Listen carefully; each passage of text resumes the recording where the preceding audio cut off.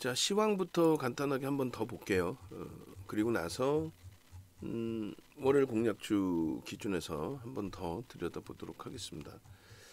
시황 부분은 이렇게 무료방에 올려드렸어요. 무료방에 주말 내내 올려드렸습니다. 이렇게 해서 시황 자료 링크, 동영상 링크까지 전부 다 그렇게 해서 일단은 이렇게 설정을 해드릴게요. 지금 5월 5일 기준 설정 범위이고 이것이 이렇게 넓게 보면 설명을 드릴게요. 그리고 이게 글씨가 이제 인터넷상이나 뭐 핸드폰 모바일 쪽에서는 글씨가 이게 잘 안 보이실 수 있는데 5월 6일 장중 해석 5월 5일 야간 방송 25일 거 장중 해석 그리고 이렇게 올려드리면 될 것 같아요. 장중 해석 일단은 넣어놓을까요? 넣어놓고 일단 좋습니다.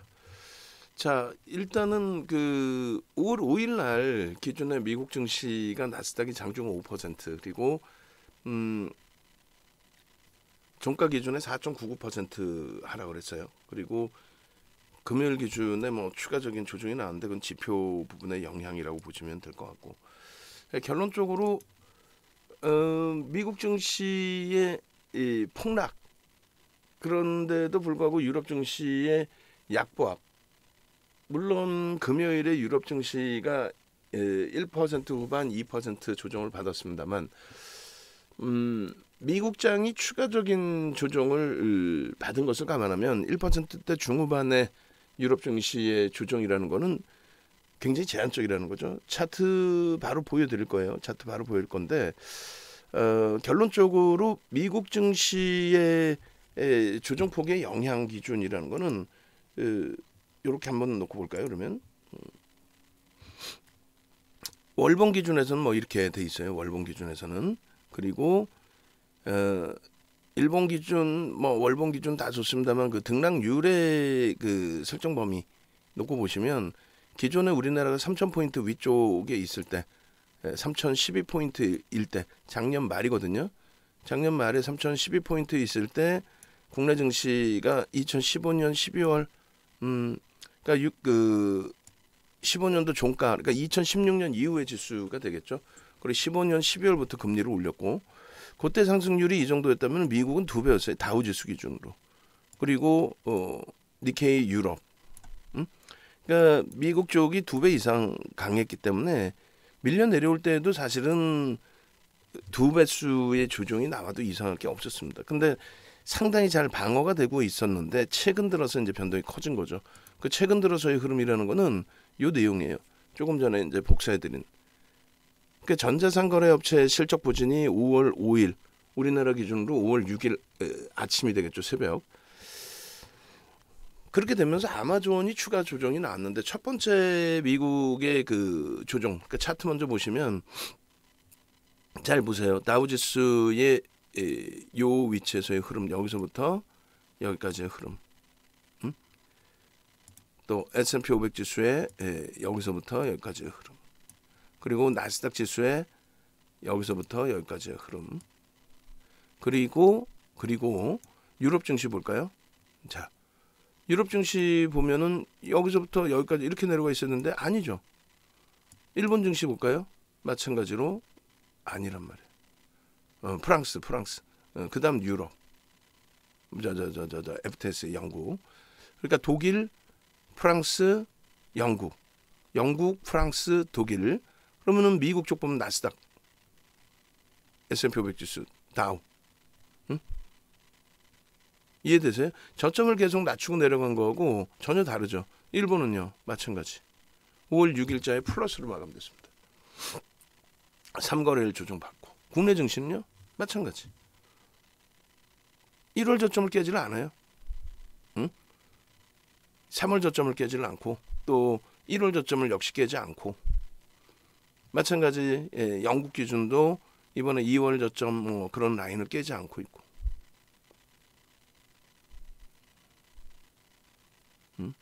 마찬가지 프랑스 3월 저점을 깨지 않고 독일 깨지 않고 나스닥과 S&P 500 지수가 살짝 이탈이 된 거고요. 무슨 얘기냐면은 말씀드린 것처럼 유럽이나 일본, 우리나라 대비해서 2배 이상 강세를 쪘기 때문에 조정폭도 더 커야 됐는데 사실은 조정이 제한적이었어요. 지금까지의 악재 요인은 전부 미국이었단 말이에요. 호재도 미국, 악재도 미국, 전부 미국. 우크라이나 같은 경우는 지금 우크라이나를 이야기하면서 증시를 얘기하는 것 자체는 테마주들은 뭐 상관이 없습니다만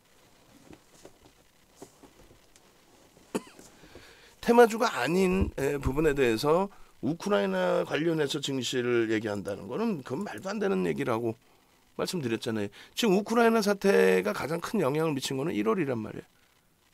1월 이후에는 우크라이나 사태, 지금 우크라이나 사태가 1월 이후에 더 심각한 위기로 내려와 있잖아요. 그럼 다우지수가 그 우크라이나 사태 그 심각성 때문에 1월에 형성됐던 그 저점을 왕창 깨고 내려갔나요? 아니죠. 자체 문제 가지고 깨져 내려가 있을 뿐이고 다우지수, S&P 500 지수, 나스닥 지수 마찬가지란 말이에요. 나스닥 지수도 1월에 우크라이나 사태 때문에 불거졌던 이 변동성의 크기, 그러고 나서 반등 주고 다시 한번 변동성은 커졌다 할지라도 저점 대비 내려온 폭이 제한적이죠. 유럽은 1월 달에 멀쩡하다가 이제 2월 말부터 해서 어떤 내용이에요? 핵 관련된 원자력 공격 이런 내용 때문에 폭락이 나오고 하루에 9%씩 반등이 났어요. 하루에 9%. 그러니까 이제 여기는 그들의 리그인 거고 일본 니케이 같은 경우에는 1월 저점을 깬 게 왜 깼어요? 얘는 3월 달에 대형 증권사의 뭐예요? 대형 증권사 임직원들의 주가 조작 연루. 대형 증권사 임직원들의 주가 조작 연루. 전체 시장 펀드멘탈은 상관없죠. 꼬리 확 달고 돌렸고. 그 다음에 1월 저점도 안 깨요. 우크라이나 사태의 흔적이 어디 있어요? 우크라이나 사태가 지금 확전이 돼 있고 1월보다 더 심각한 상황이잖아요. 근데 금융시장 특히 주식시장에 미친 영향 없어요. 상품시장의 영향 거의 제한적이에요.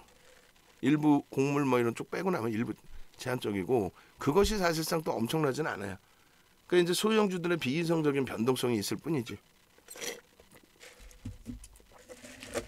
결론적으로 지금의 시장의 흐름의 기준에서는 조정을 받은 내용에 대해서 첫 번째 기준이 미국장이 글로벌 시장 대비 더 미끄러진, 특히 나스닥이 미끄러진 거 첫 번째 뭐였어요? 넷플릭스잖아요. 넷플릭스가 하루에 한 50% 가까이 빠졌잖아요. 실적. 응? 어떤 이유에서 그 실적. 코로나19 끝나서의 실적이든 뭐든 실적. 전자상거래업체 실적 부진에 대해서 아마존. 근데 아마존은 세 번째입니다. 두 번째는 뭐였어요? 아마존 이외에 두 번째 뭐였어요? 테슬라. 테슬라의 2차 전지 문제인가요? 아니죠. 테슬라의 문제는 뭐였어요? 트위터의 인수. 네 번째 기준에서 또 문제가 뭡니까? 이게 그렇게 장대 음봉 떨어진 날짜의 기준이란 말이에요. 응? 네 번째 기준에서는 뭐였어요? 이번에 조정받은 거. 전자상거래업체의 부진에 의해서 실적 나온 업체가 있었는데 뭐 저도 이름도 잘 몰라요. 공부 잘 안 해서. 그 영향에 아마존도 같이 급락이 나왔고 테슬라 쪽에 머스크가 트위터의 CEO를 뭐 겸임한다. 몇 달 정도 뭐 그렇게 하겠다. 그 부분에 대해서 역시 테슬라는 부정적인. 그렇게 되면서 얘네가 7%, 8% 밀렸단 말이에요. 시장이 밀려서 얘네가 밀리는 게 아니라 우리나라 지수가 깨져서 삼성전자 밀리는 게 아니라 삼성전자 주가가 밀려서 지수가 깨지는 현상들. 그런 내용이랑 똑같단 말이에요. 응? 결론적으로 미국 시장의 이번에 조정 그게 우리가 흔히 얘기하는 우크라이나 미국의 금리 그 내용이었다라고 한다면 유럽도 박살나고 일본도 박살나고 우리나라도 박살났어야 돼. 우리나라 솔직히 얘기해서 박살났어요? 유치원생들 엄살 부리는 것뿐이 더돼. 솔직히 얘기하면은 주력주 IT의 기준에서 물론 삼성전자는 더 미끄러졌지만 하이닉스 가격 반발력 이후에 10월달 저점 뭐 9만 원, 9만 500원이 깨졌나요 지금? 물론 종목별로의 차이는 있어요. 일부 시가총액 극대형주의 기준에서의 설정 범위입니다. 물론 삼성전자 미끄러진 부분이 있어요. 근데 그게 뭐 말 그대로 3,000포인트 지수 대비해서의 기준과 그리고 지난 1월 저점에서의 기준 따졌을 때 숨도 못 쉬게 내려간 흐름이 있어요. 아니 객관적으로 놓고 얘기하자는 거예요. 힘든 건 힘든 거고 객관적으로 옆에서 누가 그냥 이거요 금리가요 파월의장이요 연준이요 이거 제대로 못하고 있는 거예요. 어디서 감히 제대로 못하고 있는 거예요에 대한 판단을 내려 해석을 해드리면 되는 거지. 금리가 이 정도 오르거나 내리거나 했을 때 오늘은 환율에 대해서 하나 더 말씀드릴게요. 환율에 대해서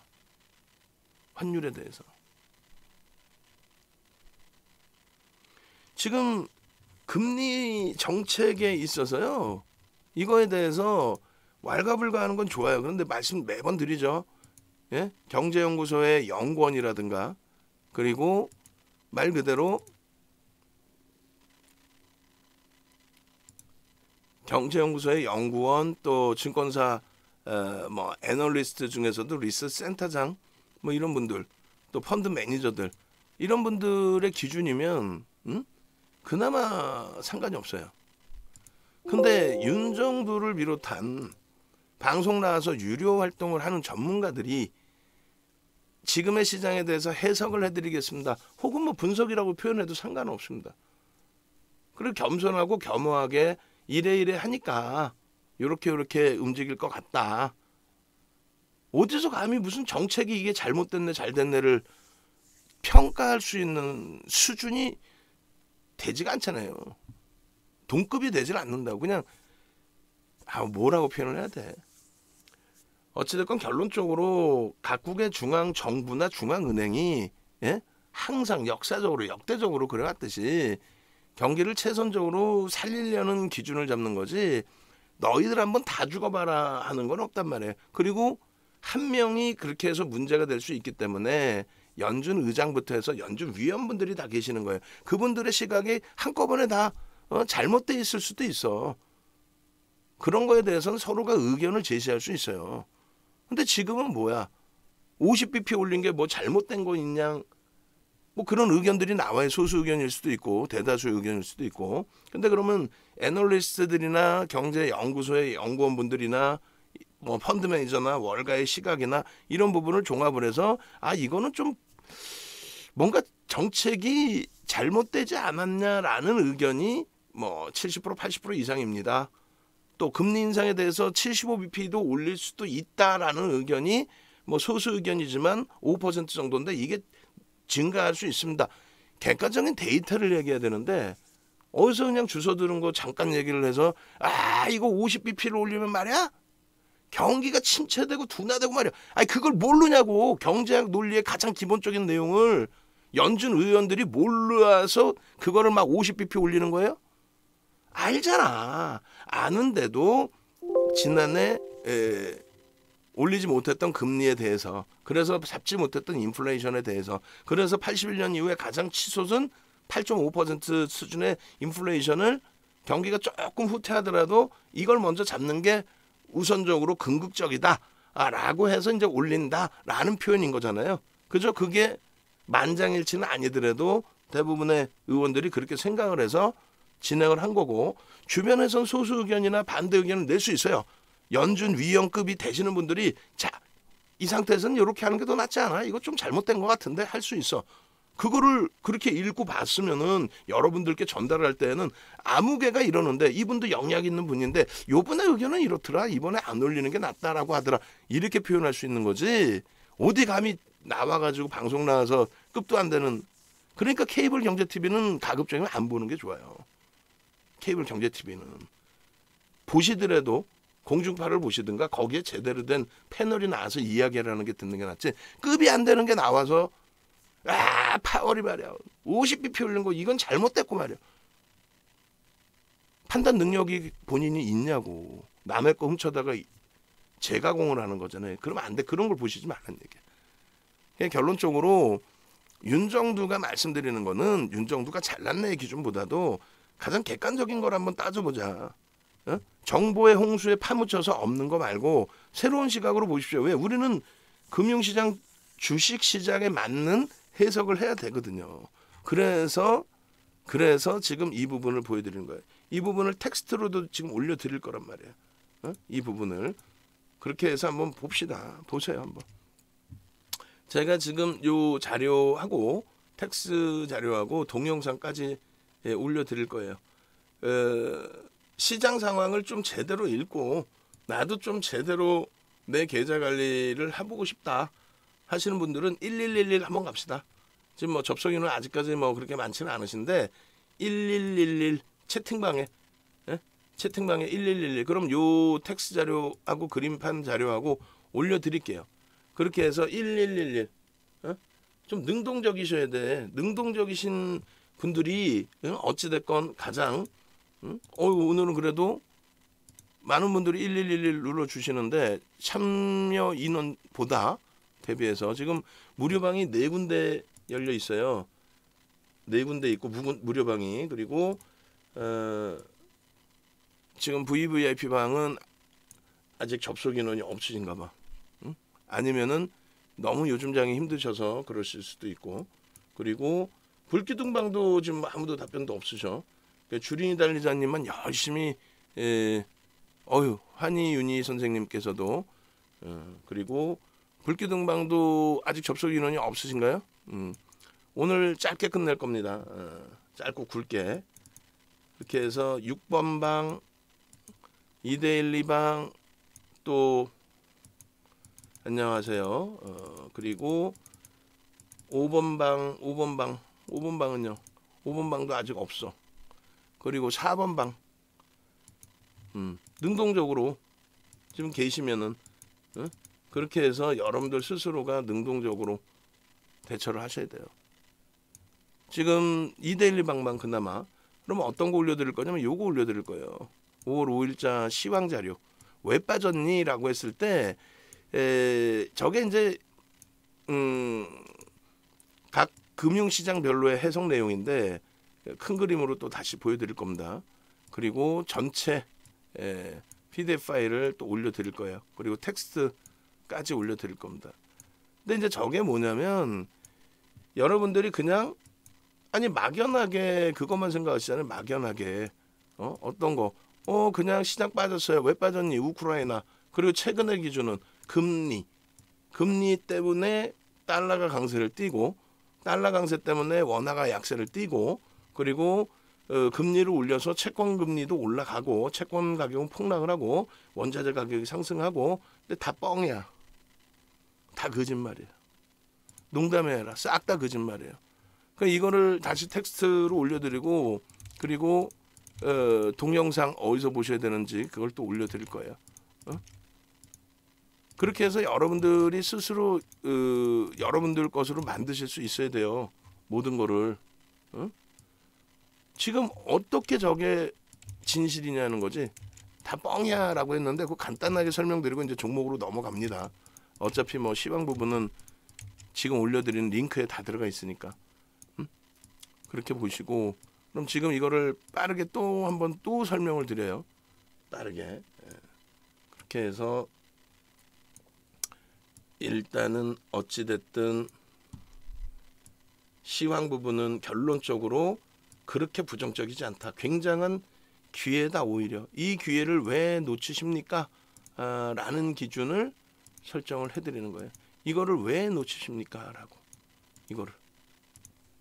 이 좋은 기회를. 그래서 결론적으로 기업의 실적에 대한 내용이었다. 결론은 기업의 실적에 대한 내용이었다. 그 기업의 실적에 대한 내용의 흐름들을 전부 엮어서 금리 때문이에요. 이렇게 해석하는 거는 문제가 된다.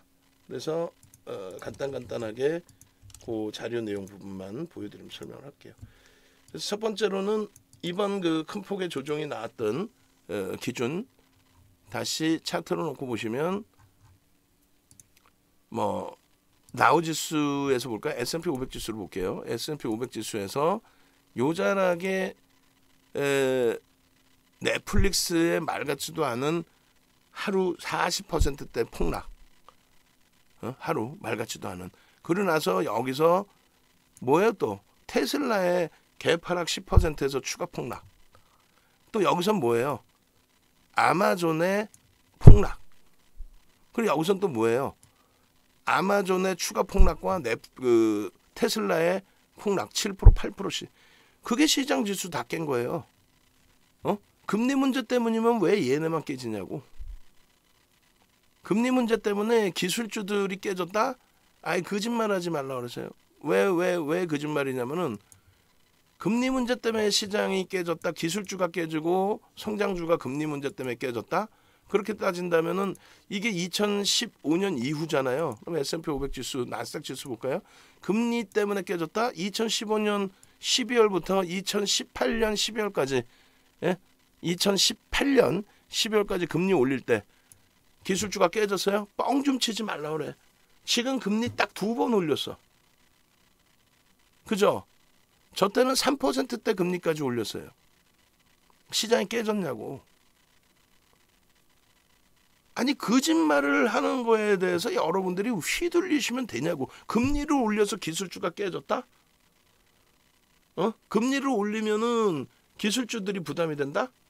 부담이 되죠. 근데 금리를 올릴 정도로 경기가 지표가 좋아져 있다. 지금은 금리를 올릴 정도로 지표가 좋아져 있었던 이 시점에 금리를 안 올렸죠. 여러 가지 정책적인 문제 때문에. 대통령 선거 끝나고 나서 정책적으로 돈을 뿌리겠다는 시점에 야 이거 긴축해야 돼 돈 뿌리지 마 이럴 수는 없잖아. 솔직히 아무리 독립기관이어도. 그렇게 해서 추가적인 뭐 랠리가 있었고 그리고 인플레이션이 과하다 보니까 금리를 이번에는 이때 못 올린 금리 이때부터 올렸다면은 세네 차례 네다섯 차례 올렸어야 되는 부분을 못 올렸던 부분을 지금 1월에 한번 올리고 아니 3월에 그러고 나서 5월에 50bp 올리고 그 다음에 또 50bp 올릴 수 있다. 2차례 정도 더. 그러면 작년에 올렸던 시점하고 비슷해질 수 있는 거죠. 그러면 잠시 경기가 둔화될 수는 있다 할지라도 인플레이션 잡는단 말이에요. 인플레이션 잡았는데 경기가 너무 둔화된다. 그럼 뭐 금리를 다시 동결을 하든 그럴 수는 있겠죠. 한 번 올렸다 금리 내리고 그런 거 없어요.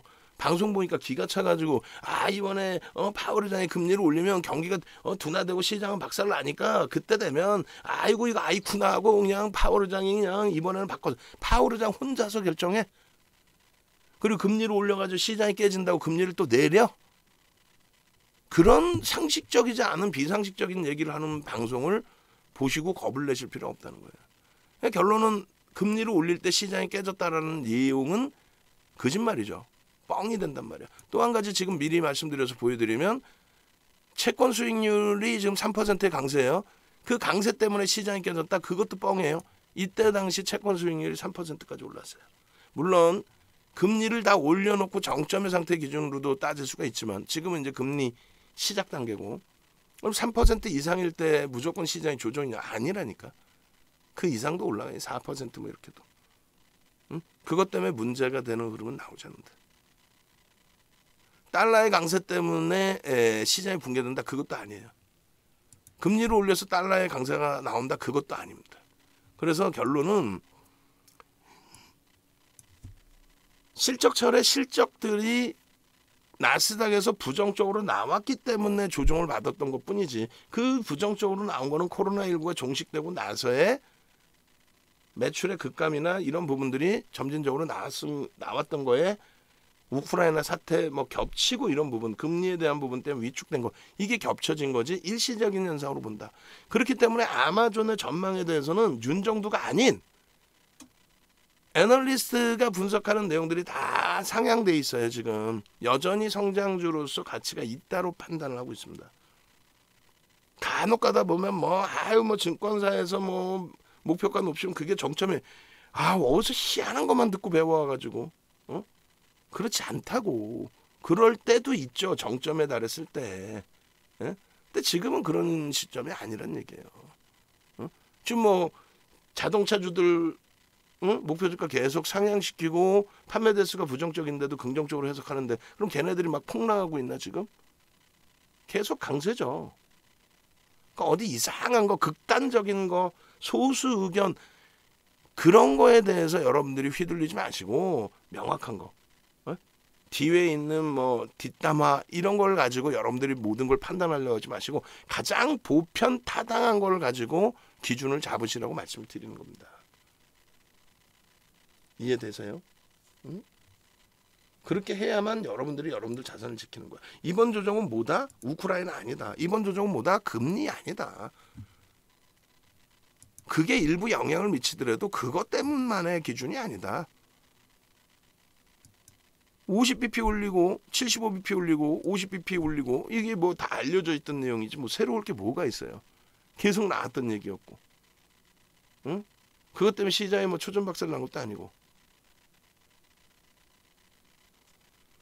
두 번째 기준에서는 채권 시장의 흐름에 있어서 장단기 금리 역전 현상, 매번 말씀드리는 얘기입니다. 장기 금리라는 거는 경기가 긍정적이면 계속 상향이에요. 경기가 긍정적이어서 금리를 올린다. 계속 상향입니다. 이번에 인플레이션을 잡기 위해서 금리를 올린다. 그 부분에 대해서도 결국은 지표가 우크라이나 사태 터졌을 때 두세 달 정도 둔화될 수 있다는 말씀 분명히 드렸어요. 그거는 기본적인 논리란 말이에요. 기본적인 논리. 뭐 연준의 의견에 대해서 내가 이렇게 해석한다 이런 분석이 아니고 기본적인 논리, 기본적인 경제학 논리. 예? 두 번째 기준은 단기 금리라는 거는 단기 그 채권 금리라는 거는 단기적으로 금리 동향에 영향을 많이 받아요. 금리를 인상하기 시작하면은 단기 채권 금리는 요동을 칩니다. 윗방향으로. 그러니까 채권 가격이 하락을 하고 채권 수익률이 올라가요. 채권 가격이 하락해야만 채권 투자자들이 좋은 거죠. 채권 수익률이 올라갑니다. 채권에는 이 쿠폰이 달려 있어요. 그래서 이제 뭐 10년 동안 아무것도 안 하고 쥐고 있는 게 아니라 채권을 갖고 있으면 그 쿠폰 가지고 이자를 받아요. 응? 그 이자를 받는 것만큼 채권 가격은 또 떨어지죠. 그죠? 근데 거기에 금리가 인상이 되게 된다라고 하면은 채권 가격은 이자 때문에 이렇게 낮아지고 그리고 또 금리를 올림으로써 채권 가격이 낮아지면서 그 채권 금리의 강세가 나오는 거예요. 금리 부분을 추종하는 매매가 형성이 된단 말이에요. 그렇게 해서 단기 채권 금리가 강세를 띠게 됩니다. 단기 채권 금리가 강세를 띠게. 그렇게 해서 만약에 경기가 둔화되는 기준이라고 한다면 경기가 둔화된다? 금리가 이제 뭐 내려가거나 한다? 근데 그게 야 이거 10년 만기물 이거 경기 둔화가 장기화될 수 있는데 그러면 금리가 내려가죠. 금리가 내려갑니다.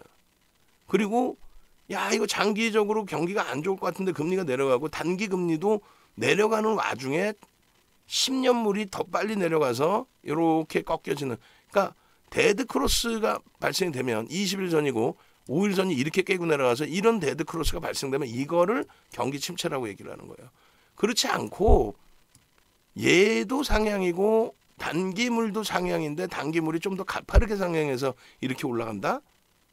이 부분에 대해서는 경기가 죽는다는 게 아니라 경기가 어차피 장기적으로는 긍정적으로 해석할 수 있다. 다만 단기 급등, 금리 급등에 의해서 단기물이 인기를 끌어서 좀 더 가파르게 올라왔다. 이렇게 되는 겁니다. 지금 장단기 금리 역전 현상에 따른 경기의 둔화를 논하는 그런 시점은 아닌 거예요. 또 외환시장의 달러 인덱스가 103을 넘겼죠. 이 부분에 대해서 금리를 올려서 달러가 강세를 탔다. 그런 거짓말에도 속지 마세요. 좀 이따 표 보여드릴 거예요. 금리를 올린다고 자국의 화폐가 강세를 띄어? 우리나라는 워낙 금리 올렸는데 왜 약세를 띄어? 영국의 파운드화는요. 금리를 올렸는데 폭락을 했어요. 그냥 약세가 아니라 폭락을 했어요. 이거 보여드릴 거고 그 다음에 상품 시장의 경우는 경기가 둔화되고 시장의 만약 불확실성이 뛰어나고 이거 안전자산으로의 선호가 형성이 된다면 안전자산은 뭐라고 표현을 해요? 미국의 경기가 박살이 나고, 그럼 미국의 경기가 박살 난다고 미국의 경기가 안 좋을 거다. 인플레이션 때문에 디플레이션 올 수 있다. 뭐 스태그플레이션, 디플레이션이 아니라 스태그플레이션이 올 수 있다. 그러니까 물가는 강한데 경기가 둔화되는 스태그플레이션이 올 수 있다. 그렇게 되면 주식시장이 폭락 오는 것뿐만 아니라 달러 가치가 훼손이 돼야죠. 달러가 쓰레기가 돼야죠. 언제처럼 리먼 때처럼. 인덱스가 어떻게 강세를 때 리먼 때처럼 쓰레기가 되고 안전자산이라고 말 그대로 표현하는 엔화가 강세를 띄죠. 엔화가 약세를 띄니까 일본 자산이 안전자산이 아니다 이렇게 표현할 수는 없잖아요. 그러니까 굉장히 일시적인 현상들이 나오고 있다는 거예요. 금 가격이나 유가가 폭등 나오거나 그러지 않는다는 얘기예요. 그래서 조금 전에 올려드린 그 자료들, 그래서 VIP 이번에 이제 그 강연의 기준에서도 이 자료를 올려드릴 건데, 이 중에서 다른 건 다 필요 없이 금리 인상 시기, 이 금리 인상 시기에 또 인하 시기에 어떤 흐름이 나왔는지만 여러분들이 생각하시면 돼요. 이때가 얼마예요? 지금 뭐 50bp 올리니 75bp 올리니 여러분들 주식 오래 하신 분들도 계실 텐데, 아니 50bp 올리니 75bp 올리니 그거에 대해서 얼마나 그렇게 신경을 써오셨나? 25bp의 영향과 50bp의 영향, 방송 보면은 기본도 못하는 사람들이 있어. 뭐냐면은 이번에 금리 0.5% 올렸죠. 정신 나간 거 아니야. 그렇게 얘기하는 사람 말을 듣지 말라니까 채널도 보시지 말란 말이에요. 0.5%를 올린 게 아니고 0.5%포인트를 올린 거예요. 굉장히 다릅니다, 그게. 예? 예를 들어서 100이 있어요. 100에 대해서 0.5% 올리는 거하고, 그러니까 100, 200이라고 할까요? 200이라고 합시다. 200이라고 했을 때 0.5% 올리는 거하고 0.5% 포인트를 올리는 거하고는 다릅니다. 네? 100에 0.5는 얼마예요? 1%를 올렸다는 얘기고, 그 전에 금리 이번에 0.5% 올려서요. 1%를 올렸다는 얘기야. 그러면 0.5% 포인트를 올렸다는 건 뭐예요? 0.5% 포인트, 0.5%를 올렸다는 얘기예요. 0.5% 포인트를 1%가 아니라 0.5를 올렸다는 거야. 그래서 200.5가 되는 거고 얘는 201이 되는 거고. 근데 그조차도 모르면서 방송 나와서 이번에 0.5 올렸죠. 0.5% 올렸죠. 이러면 잘못된 거는 거야. 아예 잘못된 거야. 본인 자체가 그걸 알지도 못하고 말을 하는 거예요. 25bp 이렇게 쓰는 이유는 소수점 자리에서 파생 매매를 한단 말이에요. 그래서 밑에 자리를 소수점 밑으로 한 4자리씩 막 쪼개놔요. 3자리, 4자리.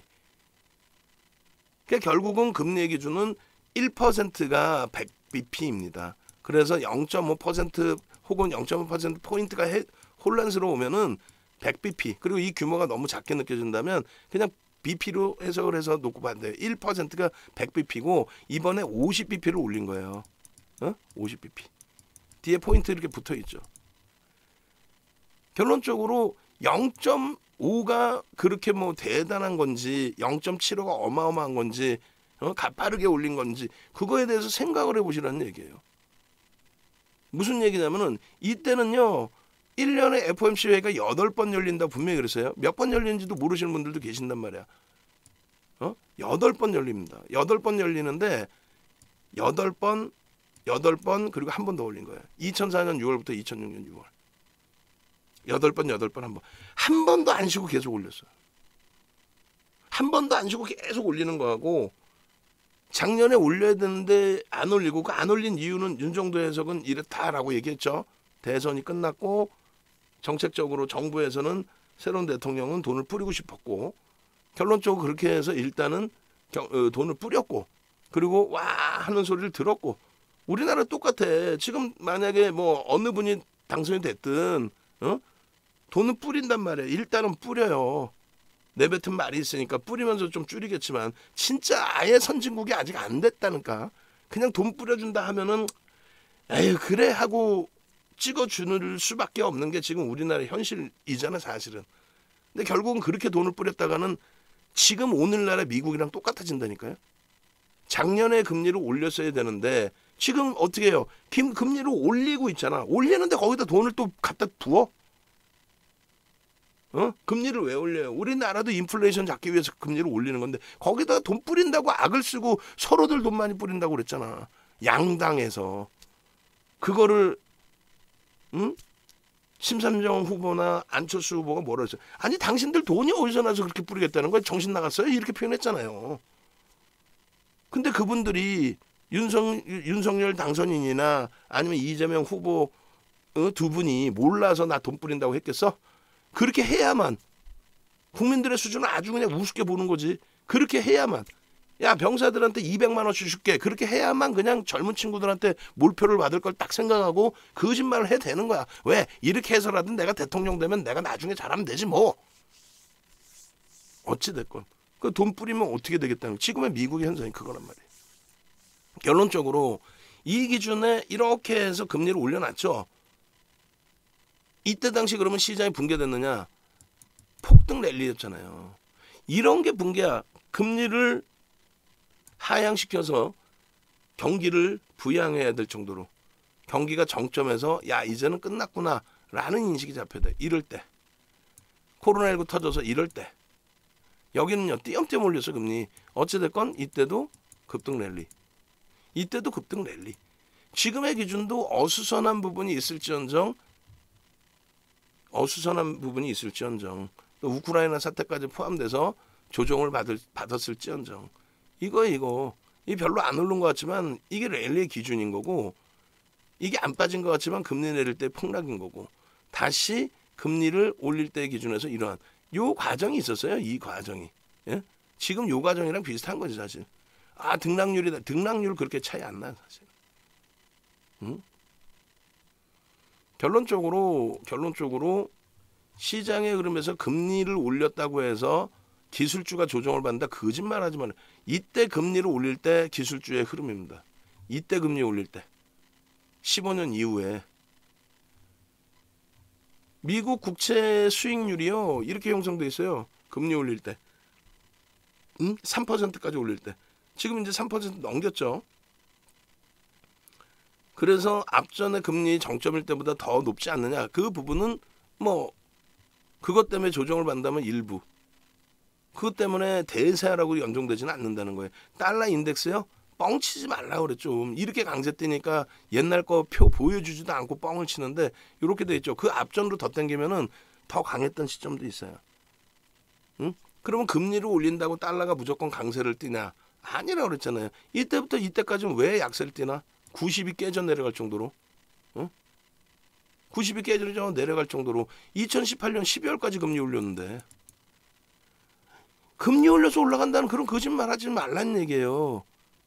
달러 강세 부분은 정책적인 부분에 연동이 돼 있다. 미국이 지금 개판이라면서요. 미국 인플레이션이 8.5%인 거고. 근데 왜 달러 강세를 자국의 화폐가 망가져야지.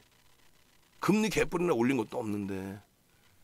결국은 안전자산 운운할 때 시대가 바뀌었다? 에이 무슨 시대가 바뀝니까? 이때가 브렉시트 터질 때, 이때가 리먼 터졌을 때. 지금의 기준은요. 사실상은 그닥 이유가 크지가 않다. 응? 결론적으로 환율 부분도 엔화의 저런 약세 때문에 연동돼 있는 환율 부분, 그러니까 달러 인덱스의 강세 때문에 연동돼 있는 환율 부분.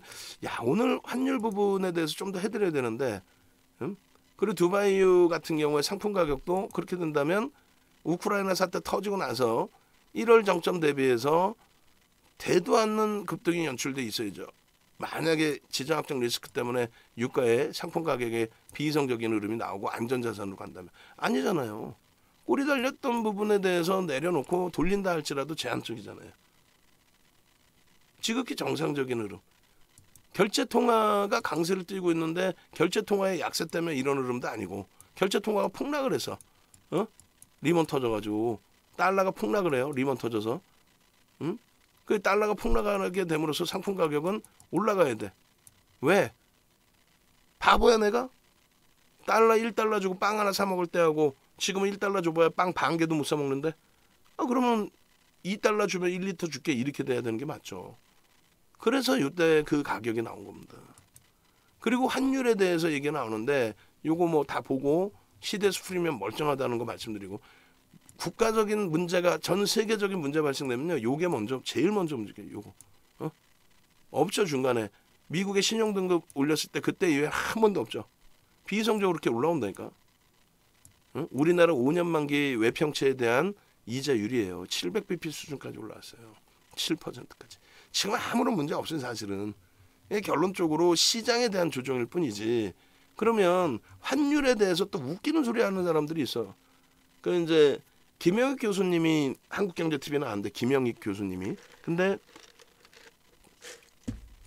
이런 말씀을 하셨어요. 지금 환율의 영향으로 인해서 오히려 외국인이 이제 살 수 있다. 그랬더니 키득키득 웃고 앉아 있어. 사회자도 한경 사회자 정도면은 학력 좋아요. 학력 좋습니다. 이런 뭐 케이블 TV 조그만 데하고는 완전히 달라요. 학력 좋습니다. 결론은 학력 굉장히 좋은 양반인데도 이해를 잘 못하는 거예요. 여러분들도 똑같아요. 어디 가서 그러잖아요. 어설프게 아는 애들이 뭐라고 표현하냐면, 야 이거 외국인 계속 팔게 생겼다고. 또라이들 아냐. 죄송합니다. 저도 이 언어 순화를 해야 되는데 장 깨질 때는 짜증스러워서 그래. 장이 깨지는 이유에 대해서 명확하게 설명해주고 하면 되는데 무슨 지수를 기술적 분석하고 앉아 있어요. 지수를 기술적 분석하면 그게 되나? 삼성전자를 기술적 분석해서 걔가 삼성전자가 어떻게 움직일까를 그냥 예측을 해서 가면 모를까. 근데 삼성전자도 기술적 분석을 해요? 기본적 분석을 해놓고 그 다음에 기술적으로 한번 들여다보는 거지. 펀드멘탈적인 부분을 따지지 않는 기술적 분석이라는 거는 과열된 상황의 흐름이라든가 완전 바닥에서 언제 돌릴까를 논하는 거죠. 아주 단순해요. 이 원달러 환율은. 원달러 환율 얘기 나오니까 그냥 이거야. 후행성에 대한 해석을 많이 하죠. 물론 그게 틀리진 않아. 그렇지만 그 의미를 잘 알아야 돼요. 무슨 얘기냐면은 원화가 지금 조금 전에 보여드린 원달러 환율하고 역으로 돼 있습니다. 반대로. 원화가 약세를 띱니다. 그죠? 리먼 터졌을 때 뭐 1,500원, 1,600원 수준까지 올라왔으니까.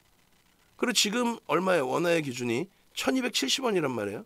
근데 이때처럼 지금 가파른 흐름이 아니야.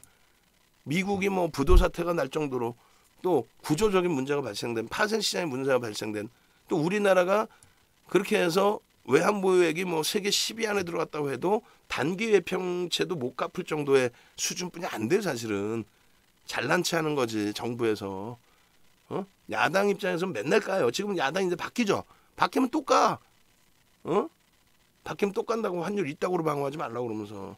왜냐하면 외환 잔고를 막말로 달러를 달러로 갖고 있어. 종이로.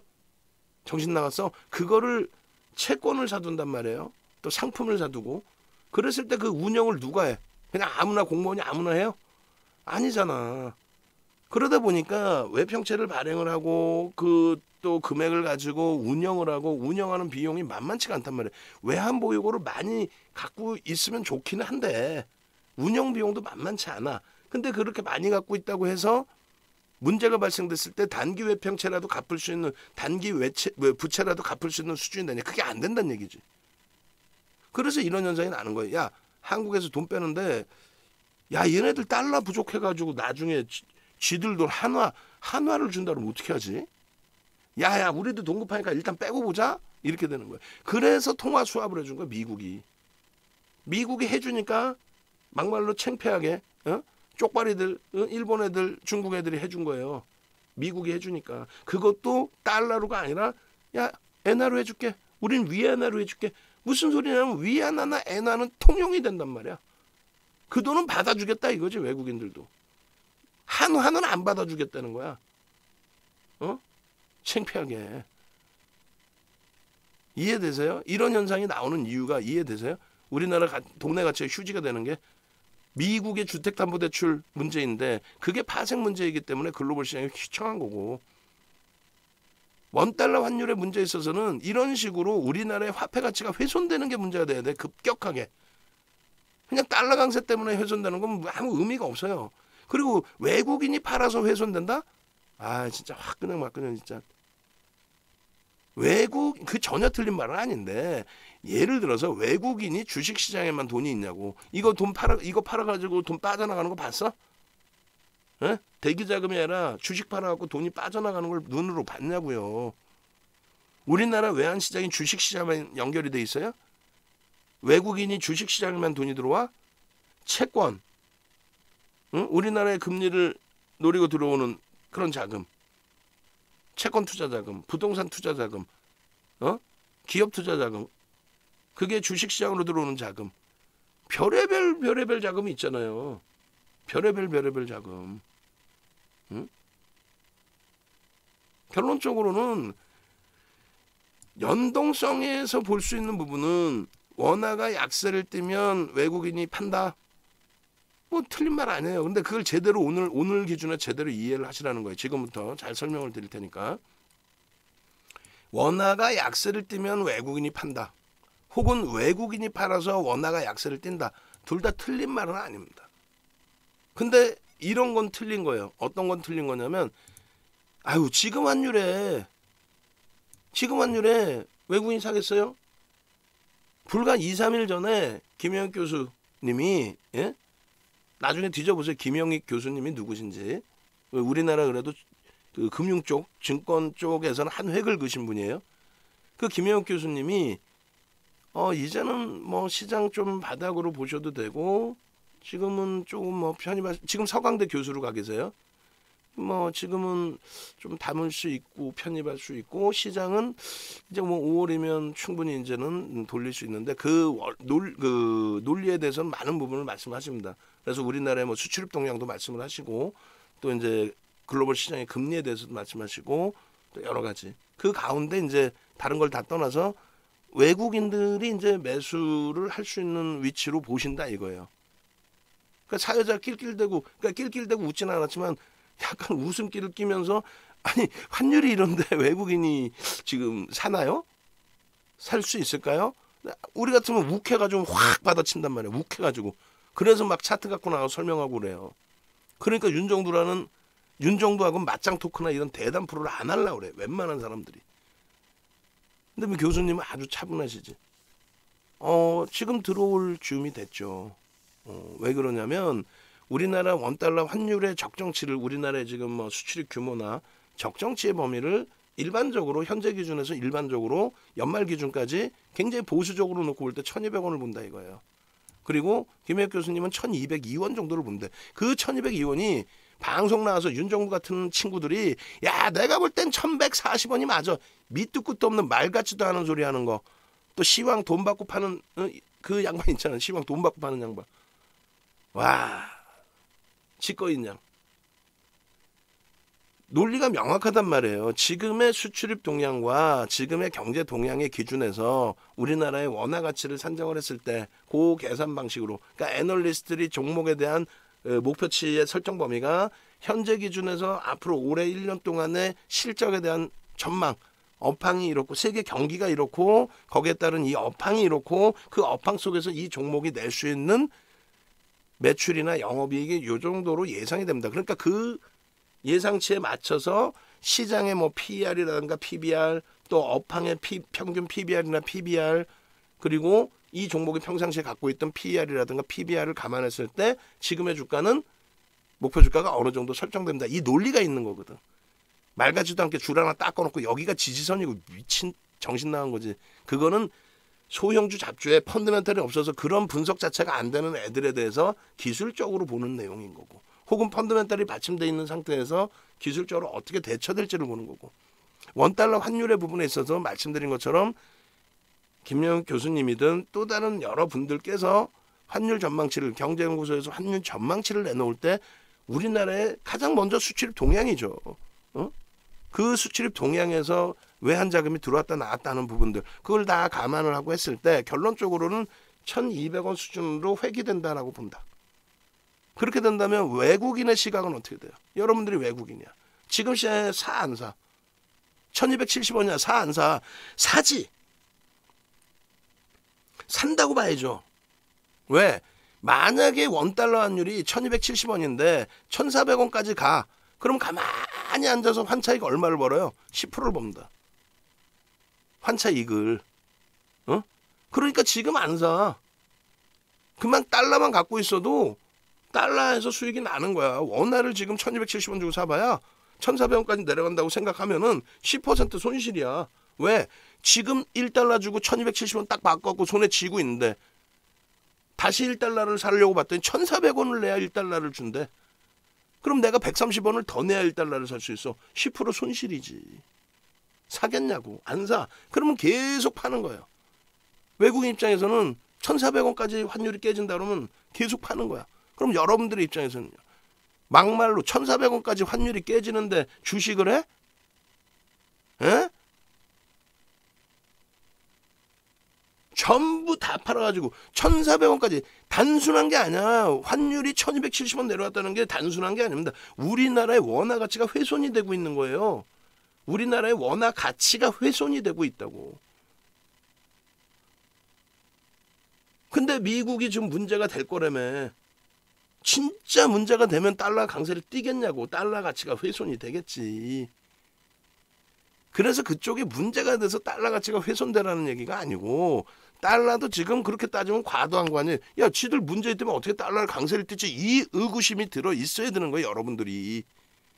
그러면 달러의 인덱스도 미국 쪽에서도 버거운 수준이기 때문에 미국이 지금 달러가 강세를 띄는 부분에 있어서 이게 약세로 정상적이다 표현하기는 그렇지만 약세로 전환이 되게 된다라고 한다면, 또 우리나라의 수출 동향이나 여러 요건을 감안했을 때 원화가 정상적으로 과도하게 지금 약세를 띄는 부분이 다시 돌려진다고 했을 때 일본 엔화가 지금처럼 비이성적인 강세를 지속할까요?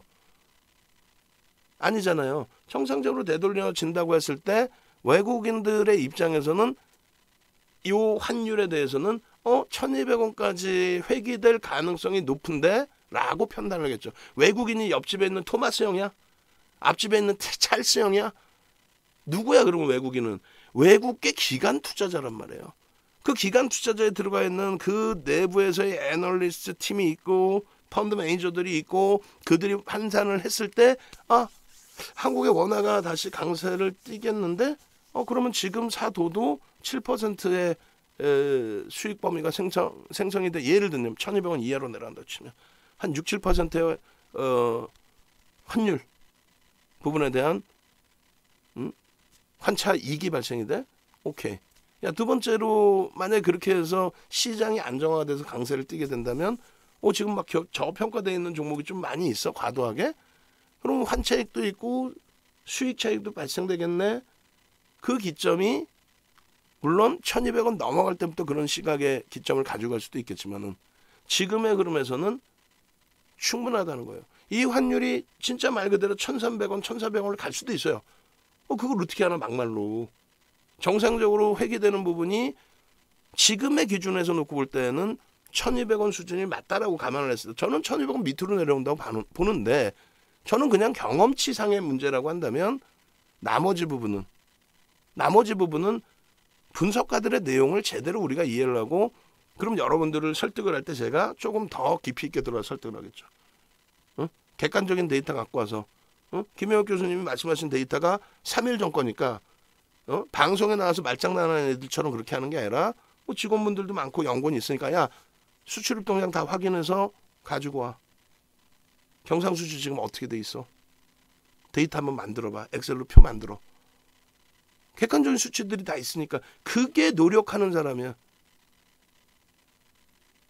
지금 보면은 와우도 그렇고 엠텐도 그렇고 예전에 윤정두가 했던 방식으로 해서 대박치는 친구들이 몇 명 있어요. 무슨 얘기냐면은 증권사 보고서 내용 지들이 다 갖고 와요. 약간의 차이는 있지. 보고서 내용 싹 갖고 와서 그거를 허락도 안 받고 그냥 지가 분석한 건 그냥 방송화면에 띄워. 그 불법이거든 사실은. 근데 통용이 되는 거죠. 그냥 그렇게 해왔으니까 계속. 그걸 띄우고 지가 분석한 것처럼 얘기를 하고 앉아있어. 그럼 방송 보는 분들은 야 저분 진짜 훌륭하다 이렇게 생각을 해.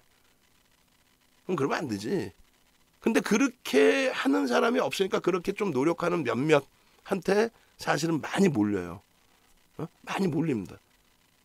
많이 몰리고 그리고 차트 하나 띄워놓고 깔짝깔짝 하는 사람보다 여러분들도 뭔가 분석 내용을 갖고 나와서 이 회사가 뭐 하는 회사고 뭐 하는 회사고 뭐 하는 회사고 이래서 이럽니다. 근거 자료를 보여드리면 굉장히 좋아라 하시지. 그죠? 그게 신뢰고. 근데 그 부분을 이왕이면은 제가 생각할 때는 그분들이 어디서 갖고 왔다 이렇게 표현하기 싫으면 창피하면 본인들이 조금만 열심히 노력해서 직원 한두 명을 쓰든가 연구원을 쓰든가 해서 어디 가서 어떤 지표 갖고 와 그렇게 해서 그걸 만들어 혹은 객관적으로 나와 있는 지표 갖다가 하면 돼요.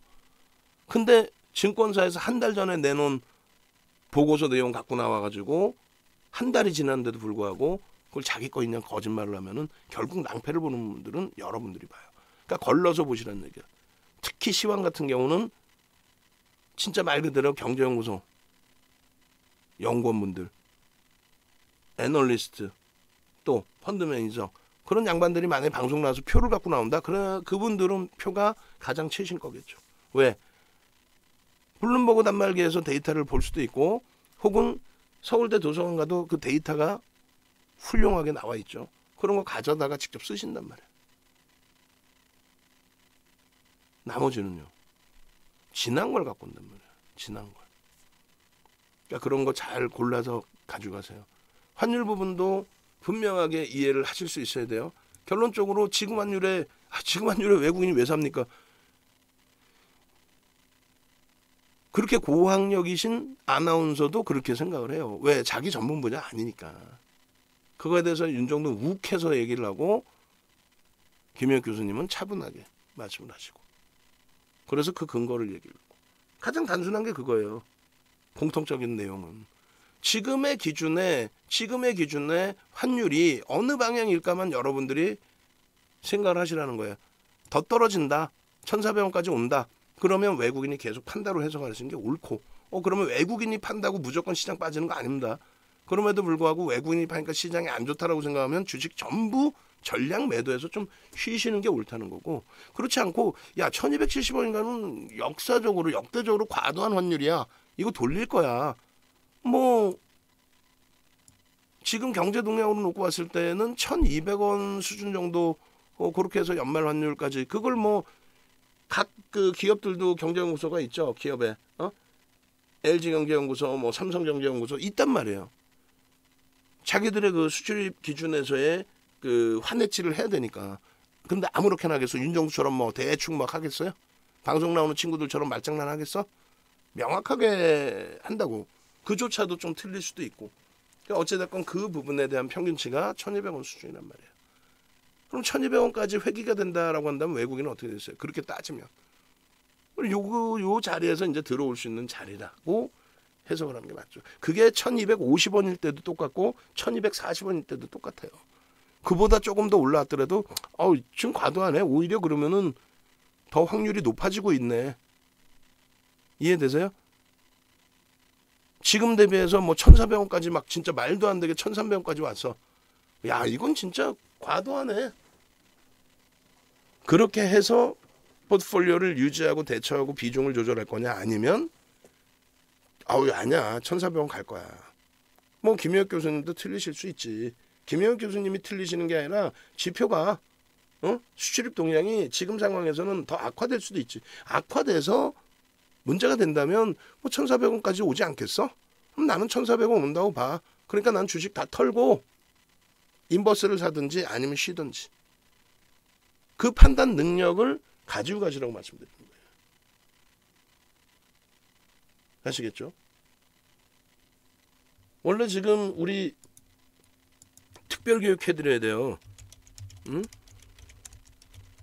야 이거 특별교육 시간을 제가 마음대로 또 뒤로 미룰 수는 없는데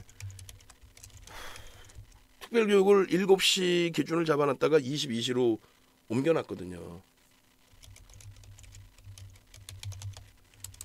응? 근데 무료 방송 교육이 늦어지고 있습니다. 아무리 늦더라도 특별교육은 오늘 무조건 진행을 해 드릴 예정입니다. 근데 시간이 이제 너무 늦어서 주무셔야 되는 분들이 계시잖아요. 그러면 이제 녹화 방송 보셔야 되는데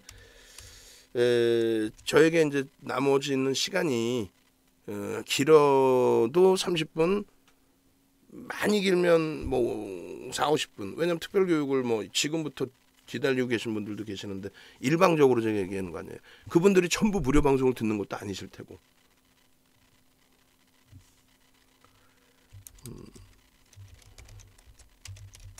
조금만 더 양해해 주시기 바랍니다.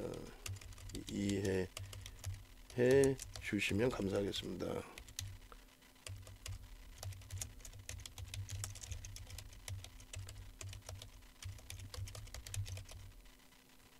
이렇게 해서 일단은 특별교육방에는 올려드릴게요. 올려드리고 그리고 여러분들께 이제 요 환율 하나하고 나머지 이제 시황은 이제 거의 마무리죠. 아까 올려드렸고 그걸 더 길게 들으시면 되고. 그래서 이제 환율 부분은 단순합니다. 지금 여러분들이 직접 판단하세요. 저는 분명히 원화가 강세로 전환이 될 거다. 달러 인덱스는 당연히 약세로 전환이 될 거다. 엔화도 강세로 전환이 될 거다. 이쪽으로 기준을 잡아드리고 있어요. 지금 미국의 달러 강세도 말이 안 맞는 거죠. 이렇게 따지면 경기가 안 좋아질 거라며. 근데 어떻게 달러 강세를 띄워? 금리를 올리니까 그건 아니라고 뻥이라고 얘기했잖아요. 금리를 올려서 달러 강세를 띈다? 말도 안 되는 내용이라고 그랬잖아요. 달러 인덱스가 그러면 금리 올리던 이 시점에는 왜 빠지고 있냐 이거지. 예? 그러니까 그거는 말이 안 되는 거고 달러 올려서 금리를 올려서 달러 강세를 띈다. 그거는 뭐 그럴 수도 있다 부분이고 그래 일반적으로 그래 왔다 부분이지 무조건적이지 않고 지금의 달러 인덱스를 뭐 당연하다라는 명분을 줄 수는 없다는 거예요. 어찌됐건 결론적으로 요 자료들은 다 올려드렸어요. 그리고 이제 이 달러 자료 부분만 제가 지금 바탕화면에 다운받아가지고 이것도 올려드릴 텐데 결론적으로 여기서 이제 방송을 조금 더 진행해 드린다면은 종목 기준에서 조금 말씀을 더 드릴 거예요. 응? 결론적으로 종목 기준에서도 좀 설정을 해주세요. 그다음에 달러 부분에 대한 저 차트도 좀 올려주세요.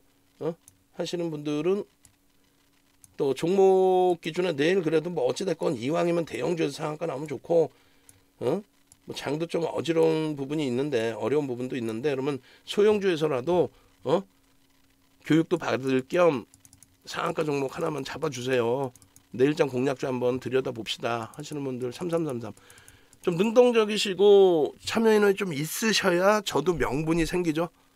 지금 유료 교육하는 시간인데 그 유료 교육 시간을 넘겨버렸잖아요. 시작할 시간을. 근데 뭐 호응도도 없는데 계속 뭐 무료 방송하고 있으면은 제가 지금 광고를 해서 뭘 해서 막말로 광고도 한 것도 없고 말 그대로 교육 기준인데 3333 그렇게 해서 올려주시면 어느 정도 능동적이신지 확인하고 저도 명분이 생겨야 교육 유료 교육 기다리시는 분들께 조금만 기다려 주세요 더 하고 조금이라도 더 내용들을 더 해드릴 수 있죠. 그죠?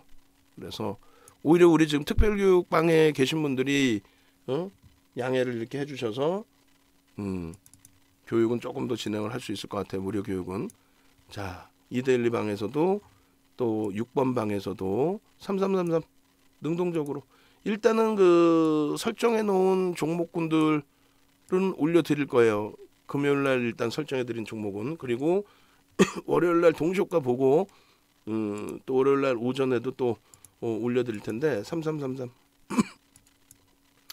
그 종목은 이제 이렇게 금요일날 좀 설정해 놓은 종목군들 그렇게 해서 대형주 기준에서의 흐름과 변동성 종목 시가총액이 역시 형성돼 있는데 이제 변동성의 기준이 설정될 수 있는 종목 그리고 이슈가 주말에 불거지는 종목 이 부분은 월요일 개장 전에 올려드릴 겁니다. 근데 월요일 개장 전에 올려드리는 거는 아무래도 그 기준이 없죠. 거래량 기준이 형성되지 않는단 말이에요. 그러니까 지금 올려드리는 거 참조하시고 그리고 우리 VVIP 방은 항상 조용하세요. 자 그렇게 하시고 그 다음에 나머지 방도 올려드릴게요. 그렇게 해서 최대한 뭐 끊기지 않고 진행해 드릴 수 있도록. 그리고 04번 방은 상황 봐서 04번 방은 폐쇄를 할게요. 방을 뭐 답변도 없고 해서 07번 방을 폐쇄를 했거든요. 지금 인원수는 1100분 정도 되시는데 방을 폐쇄를 하겠습니다. 폐쇄를 해서 방을 압축을 할게요. 일단 올려드리고 월요일날 폐쇄 공지 올리고 그다음 폐쇄를 하도록 하겠습니다. 그렇게 해서 방 압축하고, 그리고 이제 그 케이블 TV 방송국을 지금 우리가 서경, 이데일리 뭐 이렇게 나가고 있는데 케이블 TV 2군데하고 지상파 한 군데를 지금 나갈 예정이에요. 그렇게 해서 지상파 쪽에 데일리 1시간 30분, 데일리 30분, 그리고 케이블 TV 쪽은 굉장히 좀 많이 늘어날 거예요. 평일날 데일리도. 그래서 저희들 파트너스 소속 전문가분들 방송에서 많이 보실 수 있을 겁니다. 자, 그렇게 하시고 다시 추가적으로 이제 종목군 쪽으로 좀 넘어가서 들여다보도록 하겠습니다.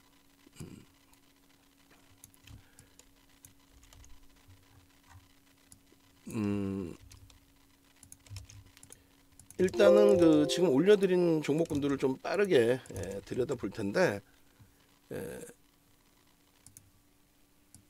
좀 빼놓고요.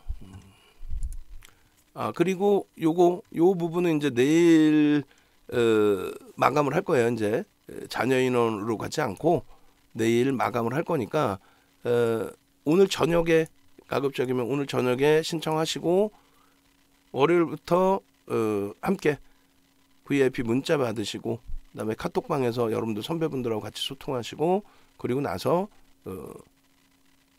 또 수익 내시고 그러시면 될 것 같습니다. 자, 결론적으로 이제 요 네이버에서 윤정두 검색하시면 돼요. 네이버에서 윤정두 검색하셔서 들어오시면 홈페이지 이렇게 나옵니다. 홈페이지 나오면 상품이 이제 여러 가지가 있는데 자산 규모가 있으신 분들은 VVIP로, 그다음에 요거, 그리고 이제 카톡 특강 부분도 1+1, 그다음에 매직 마스터 부분에 1개월 추가도 이거 월요일 4개월 추가도 월요일 날 마감을 합니다. 월요일 날 마감하고 정상적으로 이제 3개월 1+1 해가지고 뭐 99 이렇게 될 거니까 참조하시고. 자, 요거는 이제 개별적으로 홈페이지 가셔서 전화하시고 대처하시면 돼요.